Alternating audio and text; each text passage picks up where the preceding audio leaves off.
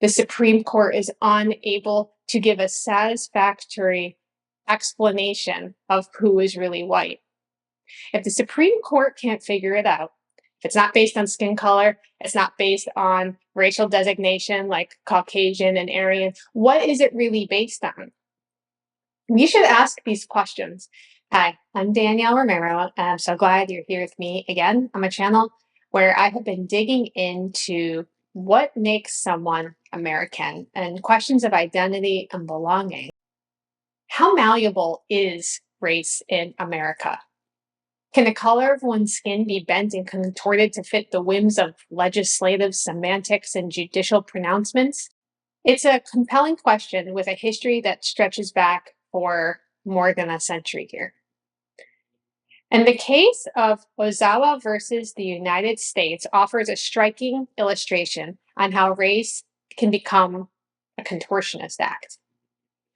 But before we dig into the specifics of this case, I want to consider this recurring pattern in American history, this resistance to the new immigrant, the new kid on the block, the new kid at school. The pages of history and a lot of the videos that we have discussed together on here and ones that I plan to discuss in the future reveal the whitening of European immigrants, including the Irish, the Italian, the Jewish, the Polish.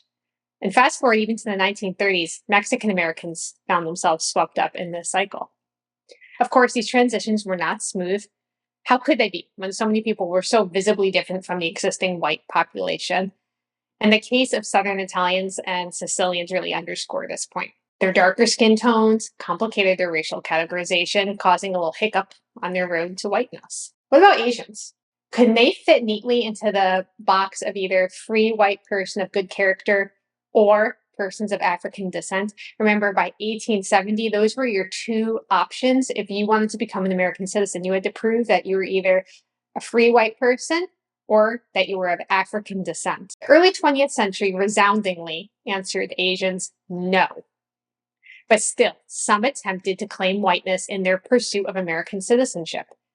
Now, I want to take a step back and just kind of touch on an idea that I'm not going to delve into in this video, because this video is about the experience of Japanese Americans, in particular, a specific court case. But this idea of white supremacy, I know that you've heard this term. I don't know how you feel about it, but I want to just kind of play devil's advocate here and just point out that because white is not a monolithic group, I don't think that the experience of being a white American can be said to be monolithic, because we're not talking about monoliths. People can't be broken down into this group or that group. It doesn't work. Even though the United States courts for a long time tried to figure out how to put people in these groups, the reality is it didn't work. And like I said before, there was a lot of mental gymnastics trying to even get to this point. But let's dive into the court case. Enter a man named Takao Ozawa, a Japanese man with an American education and American lifestyle. He became the embodiment of the struggle for Asian Americans' rights to citizenship.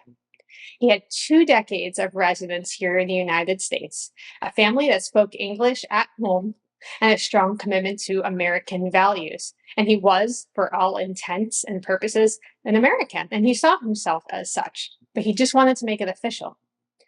But his application for citizenship was denied solely because he was Japanese. So Ozawa challenged this ruling, claiming that as a Japanese man, he could qualify as a free white person. He attempted to argue that whiteness was a matter of skin color. Now, that's kind of a more modern understanding of white, right? People look at each other and they just kind of automatically assume, okay, that's a white person, this is not a white person. And so he argued whiteness is a skin color, and his skin was just as pale as white Americans. He should be treated as white and granted citizenship. Before I tell you what happened, I want to tell you about the Supreme Court justice who was overseeing this case, because his story is really fascinating. So if you saw my video on Indian Americans, the same judge presided over that case as well. And his name was Justice Sutherland.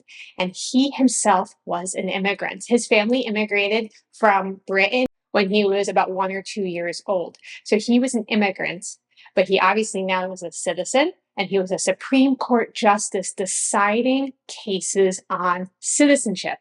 Now, if this does not blow your mind, what should blow your mind is what happened next and what Justice Sutherland had to say about the white Japanese. Now, Justice Sutherland is connected to another court case that we've covered, which was Bhagat Singh Thind, an Indian man who was seeking citizenship. And he argued that he should have been considered white because he was Caucasian. He said where he was based, where he was born in India, he had Caucasian heritage.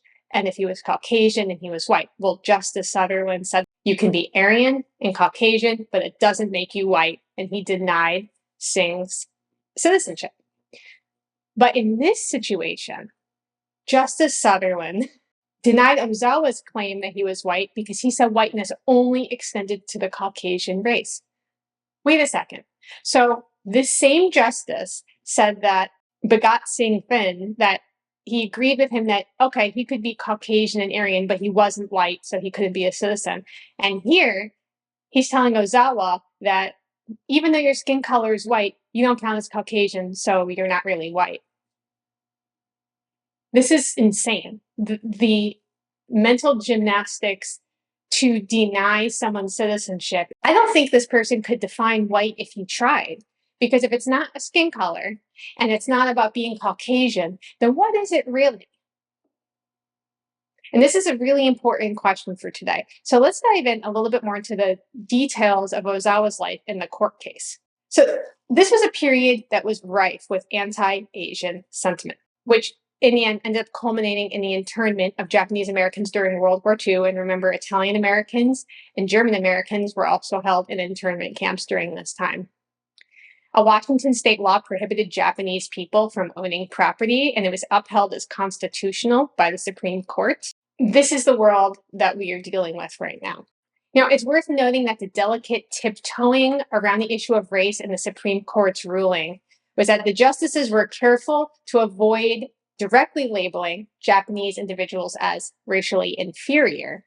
But instead, they simply stated that Ozawa couldn't become a citizen under the qualification of being a, quote, free white person, even though he argued that he was white. He was like, look at me, I'm white. I'm probably more pale than some of these white Americans walking around. So what's the problem? But the implication was clear. You can be as American as apple pie in character and education, but if you're not the right kind of white, citizenship was beyond reach. Now, obviously now, the requirement of being either a free white person or of African descent to be a citizen is no longer, right? That is not something that is preventing people from coming here and becoming citizens.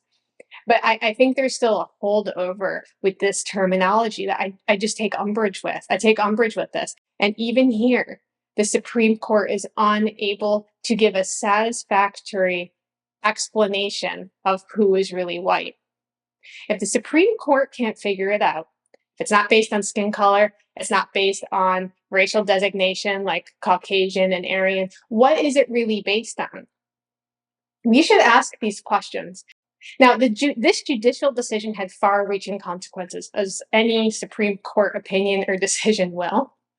And besides shutting the door on Ozawa's dream, with the Supreme Court's ruling sending a stark message to the rest of the country and to the Japanese and Asian immigrants, you're not white, therefore you're not welcome. What Ozawa's case and similar struggles reveal is a deeply ingrained belief in this idea of whiteness, but it can't be explained. If you ask someone on the street, what is white? Who's going to be able to explain? You're going to get 10 different people are going to give you 10 different answers. And I think this is what is a frustrating thread that is coming up in these court cases is this lack of consistency. The only consistent thing that I can even pick up on is that it seems to be, and Justice Sutherland actually said this himself in Bhagat Singh Thind's case, that really the founding fathers, when they were saying free white person, when they said white, they meant people like them, people who are Anglo-Saxon and from northwest Europe. And so that would exclude a lot of people. And then 2 years later, the United States versus Bhagat Singh Thind, the Supreme Court determined that a Sikh man who is defined himself as Aryan and Caucasian could be classified as white due to a lack of requisite physical characteristics. But in Ozawa's case, he has the physical characteristics, at least the overarching one that seems so important. His skin is white. These decisions echo the contradiction of not only American immigration history, which is what I was going to say, but honestly, I would just say the American perception and the mutable definition of whiteness. The Walter McCarran Act of 1952 allowed for the naturalization of non-white immigrants. So, not even trying to figure out who belongs in what box, just said anyone can become a citizen at this point. When you have immigrants who were in 1870 and beyond being faced with, there are two options for becoming a citizen of this nation. You can be of African descent or you can be white.